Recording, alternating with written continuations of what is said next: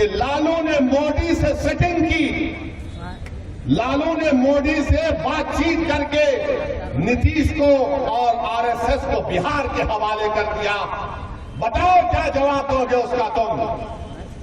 तुम समझते हो कि जबान सिर्फ तुम्हारे मुंह में है?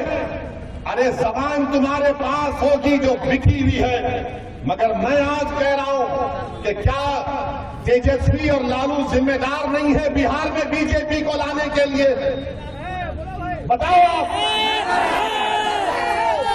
अगर हम चुनाव लड़े तो वैसी वोट काट रहा है। हम अपनी तरफ से पूरी कोशिश कर रहे हैं कि तीसरी मर्तबा हमारे वतन अजीज भारत का वजीर आजम मोदी ना बने, और इंशाअल्लाह ताला हम हर चीज जो मुमकिन है जमहूरी तरीके में दायरे में रहकर, संविधान के दायरे में रहकर हम बीजेपी के बढ़ते हुए कदमों को रोकेंगे। मगर बताओ मेरे भाई, अगर हम 3 सीट लड़ते हैं 2019 में तो मोदी 306 कैसे जीत गया? सोचो आप थोड़ी देर के लिए। 3 सीट मजलिस लड़ती है और पूरे देश में मोदी 306 जीत गया। बिहार के 40 सीट में सिर्फ 1 सीट बचा पाते, बाकी का सब एनडीए जीत जाती है।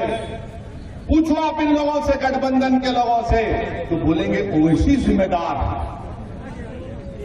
अब ऐसा हो गया कि अगर किसी गठबंधन के घर नेता के घर में अगर गाय भैंस है, सुबह में गाय भैंस ने दूध नहीं दिया, मुर्गा ने आवाज नहीं लगाई सुबह 4 बजे, तो कोई जाकर पूछेगा आज मुर्गा ने आवाज नहीं लगाई, भैंस ने दूध नहीं दिया, क्या वजह? तो बोलेगा ओवैसी दरगाह में आया था, यहां से गया है, इसीलिए भैंस ने कहा कि हम दूध नहीं देंगे। मैंने हर चीज की जिम्मेदारी हम पर आयद हो जाती है। हमको इससे कोई फर्क नहीं पड़ता, क्योंकि हमारी इज्जत का देने वाला अगर आपके दरमियान में, इसलिए नहीं कह रहा हूं कि मुझे तुम्हारा वोट चाहिए, मैं इसलिए कह रहा हूं कि मैं एक दिन मरूंगा और मुझे कब्र में जाना है और दोबारा मुझे और तुमको उठाया जाएगा, और रब्बे करीम सबसे ज्यादा पूछेगा तो हम लोगों से कि बताओ तुमको हमने मुकाम दिया था तो तुमने क्या किया, क्या कहा। मैं उस दिन के लिए ये कह रहा हूं, मैं सच्चाई को सामने रखकर कह रहा हूं, और सच्चाई यही है कि कोई बाबरी मस्जिद का नाम लेने को तैयार नहीं है। पार्लियामेंट में मैंने खड़े होकर कहा बाबरी मस्जिद जिंदाबाद जिंदाबाद, तो बताओ क्या किया मैंने? बताओ, यही तो तुम्हारी ताकत है, तुम्हारी दुआएं हैं कि हम बोल सकते हैं पार्लियामेंट में। मगर डॉक्टर साहब किसका इलाज करेंगे जो खुद मरीज बने हुए हैं? वो किसका इलाज करेंगे?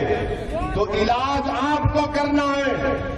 जब पार्लियामेंट का इलेक्शन होगा तो आपको एक बोलने वाला तो अख्तर अली ईमान जरूर है, मगर अख्तर अली ईमान के सीने में धड़कता हुआ दिल है। अख्तर अली ईमान